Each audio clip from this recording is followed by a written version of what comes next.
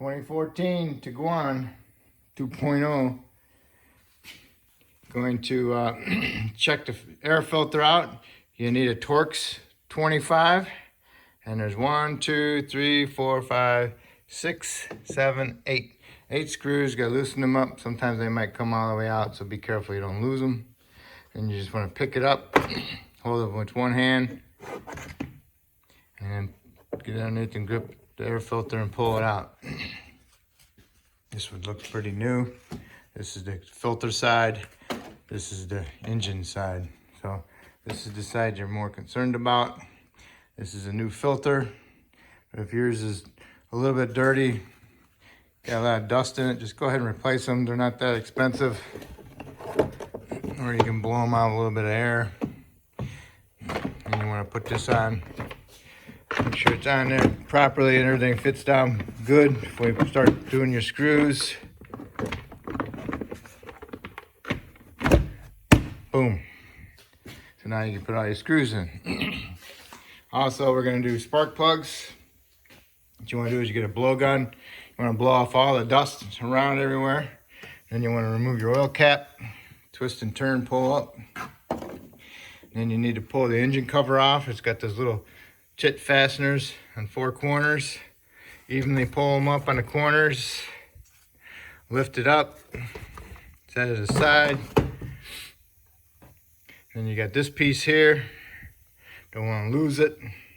Make sure when you install it, you put that little notch goes right here with this piece of aluminum. Otherwise it won't fit on there properly. Get a towel, rag, wipe it off right there. And then when you do your connectors on your coils, what you want is a decent screwdriver like that. And you need to go underneath in here. And you want to push this piece down, but push this way on the connector a little bit. Now, you hear it click. Now, what you want to do is you want to get underneath it, get in there. You hear it click, you're pushing it down, and then you can push it off slowly. It's not going to come all the way off because you got to work your way down because all the other ones are all tied together in a little loom. So just work your way down, hear them click. Might have to push them in to get them to release. Once you get them all clicked, released, as you're going down, as you get them, you just want to push them off just a little bit. Okay? And then when you get them all clicked and released, you can fully push it off. Now there's no bolts holding these in there. That's why it's always nice to have this kind of screwdriver. And you can get underneath there and pry them up. Okay? See how you get that idea? And just work your way around and get all the other ones up. Okay? Just find somewhere to pry up against and pry them up. That works great. Okay? Next we'll pull the coils up. Inspect them, see if they're full of oil. And you want to inspect inside your tubes, make sure they're not full of oil. You don't have to keep them in order, but if you want to, that's fine. The only reason I would keep them in order, in case you have a misfire, that you can know which one's missing and you can switch them around. See, what holds them in is just those little ribs. Okay? And the next you need to do is blow out your tubes, you know? But you need to clean that off inside there and put your oil cap back on and clean your oil cap off also. Okay, wiped it off. Wipe off your cap also. Put the cap back on there. Get you a blowgun. Blow off the top of the engine.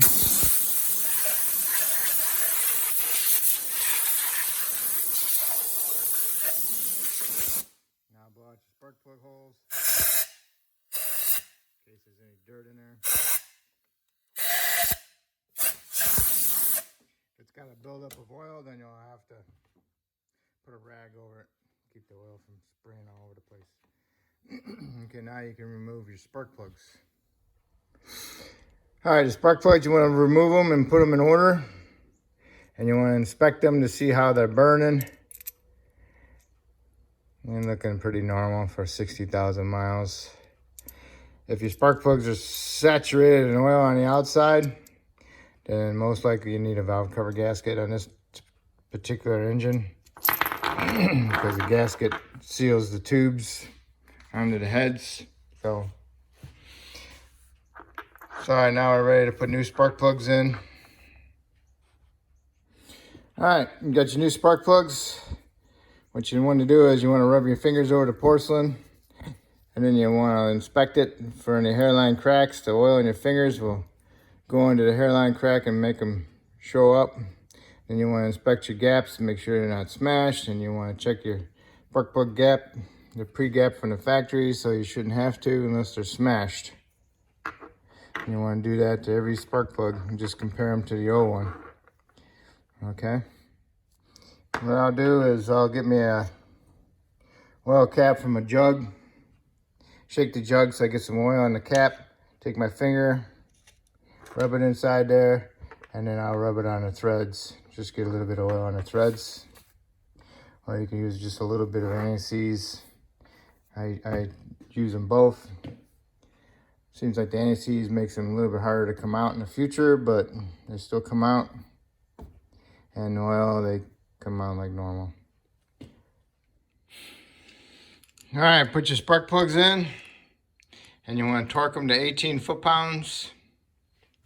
And if you ever pull your extension out and your socket stays down in there, well, then that's when you need to get the locking extensions.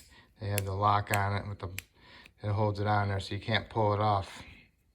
Okay, these are nice, so you don't lose your socket. All right, so you got those torqued.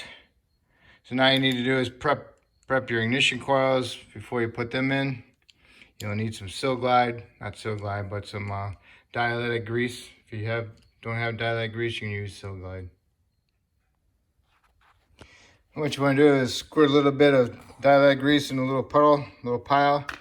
Take a little screwdriver, take a little bit, stick it inside the end, rub it inside the end, inside there, coat it. And when you get done sticking them in all the ends for the spark plugs, then you want to dab your finger in it, and you want to wipe a little bit around the base, around these ridges.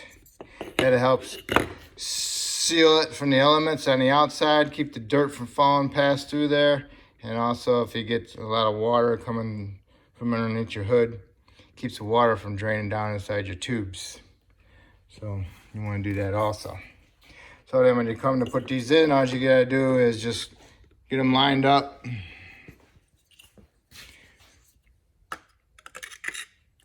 Get them in there. Make sure your harness is out of the way and just push them down. And make sure there's little notches on the side. Go on these notches. Okay? Once you got them all in there and pushed down, then you line up your coil connectors like that into them all. Once you got them all in them all, then you can get two hands on each side, one hand here and one hand there, and pull them forward and squeeze them so they all click in. Okay, got them all lined up. Click, click, click, click. All in there. Okay. That's good. So now what you need to do is, you're all set there. You can remove your oil cap. Make sure you put this thing back on there. Remember, make sure you line that notch up with here. Put it over the top. Take your cover. And you got these little things right here. And you want to put some lube on there to ease the installation. Put them going together so you don't just push them through. Put a little lube on them.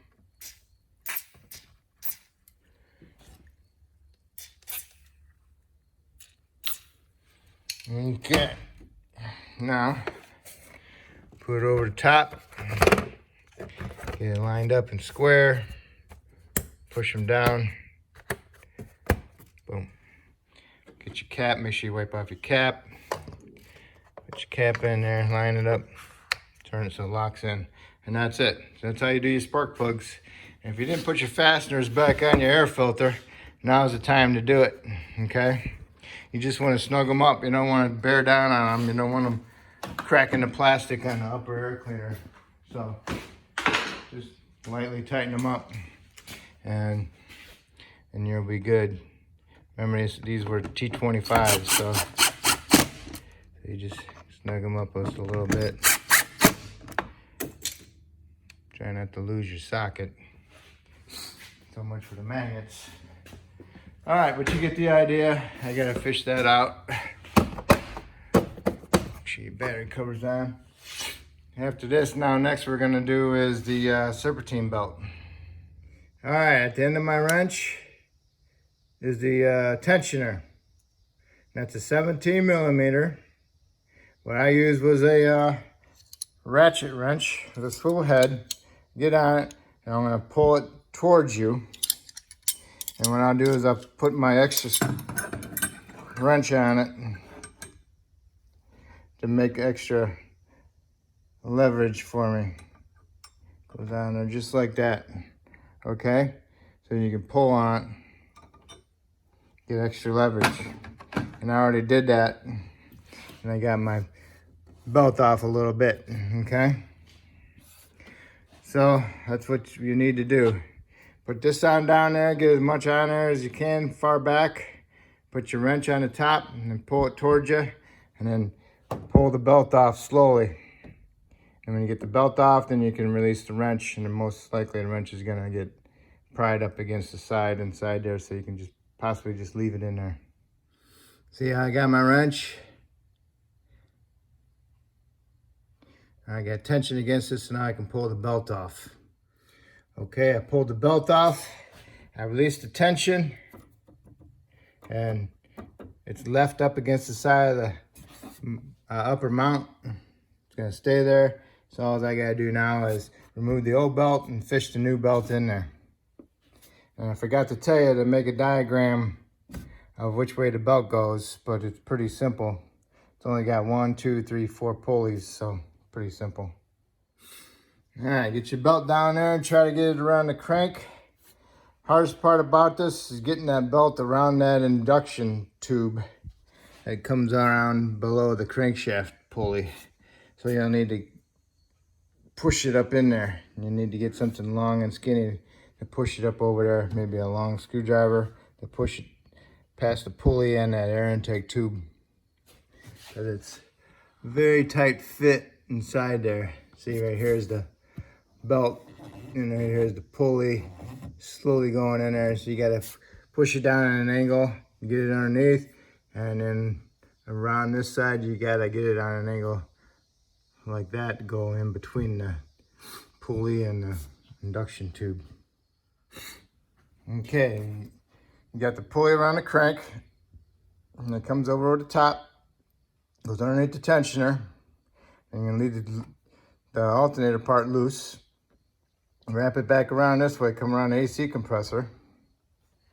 As it come up, and you want to pull on your tensioner and then fish your belt on.